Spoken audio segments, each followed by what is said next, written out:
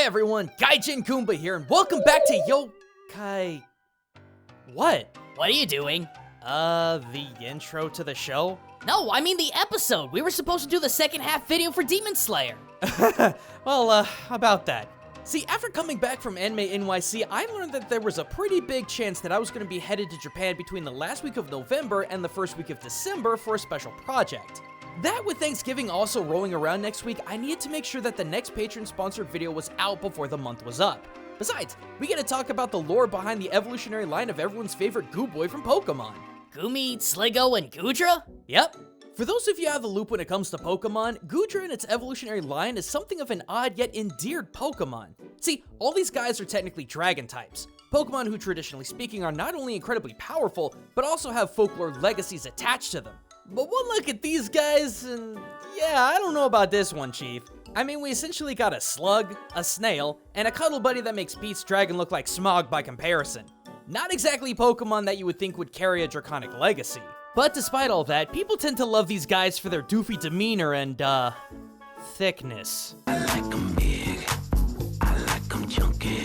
Okay, then what in the world kind of yokai-related folklore are they based on? Let alone any folklore for that matter. Like you said, they're literally just a bunch of slugs and snails. See, that's where I was surprised. Despite the evolutionary line of this doofusy slug being less than formidable, there is nonetheless a lot going on behind the goop of these goofs. Yeah? Like what? Well, like one of the most terrifying cryptids to inhabit France, the Lou Carcolh. Lou Carcolh. Whatever. French viewers, you know what I'm trying to say. It's a snail. Correction! It's a dragon snail, with a body size and temperament comparable to that descriptor. Deep within the caves of southwestern France, this ghastly gastropod dwells deep underground, traveling under the feet of its human prey, seeking out anything to consume using its literal mile-long tentacles to breach the surface and drag their prey into its gaping jaws. The Lou Carcolh is believed to be both snail and serpent with a long titanic body that can stretch to the horizon and a conch shell upon its back the size of a house. A near mindless consuming machine dwelling within its labyrinth of gigantic tunnels. Now all that being said, despite being such a specifically weird cryptid, you may have seen this thing before, especially if you're into Final Fantasy. In fact, not only are the Lou Carcolh a staple enemy in Final Fantasy XIV, but there's even an instanced Fate world event that's based around the creature. Something about Lou? Yeah, the Lou Carcolh. And that's not the only RPG franchise that utilized this devilish dragon snail either. Heck, some of you tabletop players may have even run into this thing in D&D. Now, let's have a look at Pokemon and Sligo, the most snail-looking evolution of all. What do the various Pokedex entries say about him? Well, in X and Y, the original game this Pokemon came from, the entries emphasize its more animalistic tendencies to rely more on its senses than having any sort of sentience, similar to Lou Carcolh's animalistic tendencies as a monster. And Sun and Moon take it a step further in saying that sometimes it can't even draw the line between friend and food, using its goop to dissolve anything and eat it, mirroring the Carcolh's own mindless ravenous appetite. Finally, when you also consider that Pokemon X and Y, the game where Goomy, Sligo, and Goodra started off in, is Pokemon's interpretation of Paris and its surrounding cities, it may seem like this Goo Gang is 100% French. But there's another folklore creature, dwelling from Japan's highest mountains to the deepest parts of its sea, that has an even greater connection to the Goodra Gang. A creature not only fitting the description of a legendary snail, but also fits the brand of dragon far greater than the Lou Carcolh. Oh, yeah, I know what you're talking about. Yo, to, sha, kai, in, ich, zai, den, kyukyu no ritsuryo! The Shusei Bora. Roughly meaning elevated triton snail, the Shusei Bora first made its way into the general public in the Ehon Hyaku Monogatari, or Picture Book of 100 Stories, an illustrated yokai book published by Takehara Shun Sensei as a follow-up to Toriyama Sekien's Gazu Hyaki Yagyo series, featured on illustration 6 of the second volume of the book. Unlike many other Japanese yokai we talk about here on this show, this particular yokai is famous not so much for what it is, but for the transformation it makes over several thousands of years. Like many yokai of Japan do, the Shusei Bora starts off as a regular, everyday critter. In this case, a breed of giant triton snail that was believed to live in the moist underground within the mountain ranges of Japan. Once it celebrated its 1000th birthday, however, it gains a pseudo-sentience and travels down the mountain via landslides to live in the valleys and closer to civilization for yet another 1000 years, gaining greater sentience and understanding to the world around it, as well as developing more dragon-like features like horns or a muzzle. Following that millennia, the Shusei-bora leaves its home in the valleys and plains of Japan and travels deep into the sea, where, once again, the Shusei-bora dwells for yet another 1,000 years. However, after this 1,000-year time period, the Shusei-bora develops an intelligence that surpasses your average human, heck, surpasses the average kami or yokai, and transforms into a mizuchi, or type of water dragon, possessing all the knowledge, power, and sentience that's attributed to such divine creatures. Now then, with all that in mind, let's go back to Goodra and its evolutionary line, starting with Goombah. What did the Dex entries say about it? Well, according to several of these entries, it tends to stay in damp, shady places in order to keep from drying out.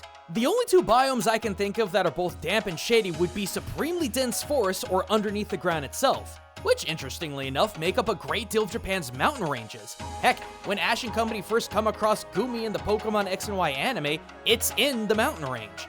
Exactly where the Shusei-bora starts its first, quote, evolutionary form, hanging out in the mountains for over 1,000 years as it begins its change from animal to yokai.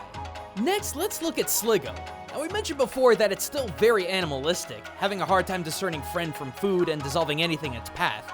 But a few things strike me as curious. Much like the second 1,000 years of the Shusei-bora, Sligo is in the form of its evolutionary line that's still developing out of its animalistic tendencies and more into sentience. Also, physically speaking, this is when the Shusei-bora is transitioning into more of a dragon, developing horns or other dragon-like features, right? Well, likewise, Sligo is in this weird sort of puberty period as it's also developing more dragon-like features from its final form, such as longer, quote, horns and even appendages. Finally, there's Goodra, and I think this is where the cultural origin really cements together. I mean, for starters, both the Shusei-bora and Goodra line both start off as snails and eventually evolve into dragons, yet still retaining some of their physical properties from their original snail form. But oh man, that is only the beginning. Let's talk movesets. Throughout its levels, Goomy, Sligo, and Goodra have this very odd affinity for water, learning moves like Rain Dance, Water Pulse, Aqua Tail, Muddy Water, and Bubble. In fact, when you break down the move list, Sligo and Goodra learn almost twice as many water moves as dragon moves, and these aren't water-type Pokemon, they are pure dragon.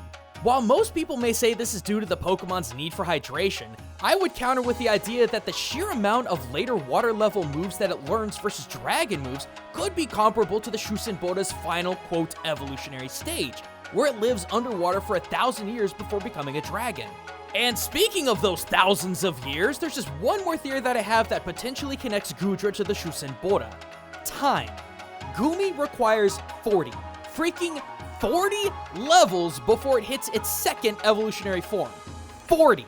For most Pokemon, that's when they hit their final forms. Heck, even amongst other dragon types like Dratini, Gible, and Jangmo-o, the time it takes for Goomy to evolve into Sligo and Goodra is 5 to 10 levels longer than any other dragon, save for Dino, who first evolves at level 50. So yeah, it takes a long time for Goomy to evolve into Goodra, and I think that's pretty symbolic of the Shusei-bora's similar long-as-heck evolutionary time frame.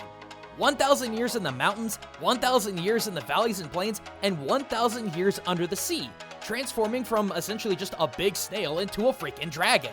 To put that in perspective, a Shusei-bora would have had to have begun its development during the Egyptian Empire in order to fully transform into a dragon today.